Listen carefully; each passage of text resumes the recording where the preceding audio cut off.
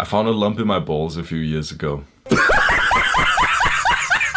Self-improvement has had a massive growth throughout social media. I actually refuse to believe that any boy over the age of 10 hasn't seen something about self-improvement or brain rot terms like red pill or sigma. One of the most prominent figures within this whole genre is of course Hamza Ahmed, posting his crazy inspirational videos such as how to increase your dick size or she's wife quality but she's ugly. With one look at his channel's history, we can clearly see a degrading video quality, but for some reason his bank account seems to keep going up. In this video I'm going to be dissecting Hamza's cult and why you are doing self-improvement wrong. From telling kids to settle down, become physically fit and find a wife whilst teaching elements of self-respect and determination, Hamza finds himself becoming a complete hypocrite, the complete opposite of what he should be teaching. This schizophrenic mentality and an extremely weak moral compass can best be proven when, after most likely getting absolutely rocked, he decides to quit learning how to fight after telling his fans that they should all learn how to fight, and then proceeds to tell people how to effectively street fight. Now, considering the fact that a large percentage of his fans are most likely young men who are looking to improve themselves, is telling your fans how to effectively street fight when you have absolutely zero knowledge or credibility on fighting arts a good thing to do? If self-improvement is turning your young fans into barbaric meatheads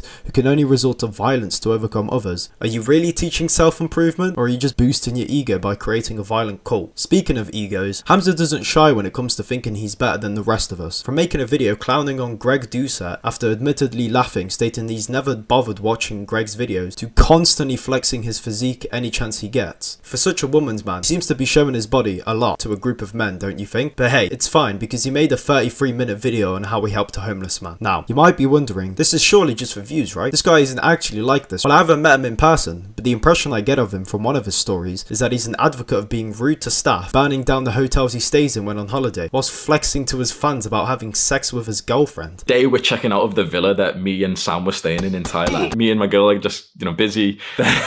And go outside to speak to these guys who own the villa, and you have to pay some bills because we burnt down the place. I'm not gonna lie, there was a fire in my room and everything. All of these things, although I may just be picky, aren't necessarily the worst things in the world, but combined they show Hamza's true intentions and what I consider the worst of all. Now, I'd like to make a disclaimer stating that I in no way am against content creators earning money through fan support and social media. What I have a problem with is trapping them in essentially a failed plot. What I'm talking about is what I consider to be a form of investment fraud. If you don't know, Hamza landed himself a great business deal opportunity on the platform School, a membership site that allows the creator to communicate with their fans, essentially like Patreon or other forms of enclosed paid-for community servers. Now, on paper, this doesn't seem too bad, right? It's a successful guy teaching his fans how to make money. That would be the case until we have a look at Hamza as a whole and his fan base. The membership costs $200. If it's supposed to make me thousands, what's the problem? It's an investment. Spend money to make money. So doing some quick math, I seen that he had around 1.3 thousand members. If we multiply 1.3 thousand and 200, we got ourselves a whopping $260,000. And in a year, 3,120,000. Damn, Hamza. These guys must be making thousands, right? Well, not entirely. You see, there's this website called the Adonis Map, where you can have yourself a look at all of Hamza's contributors in School,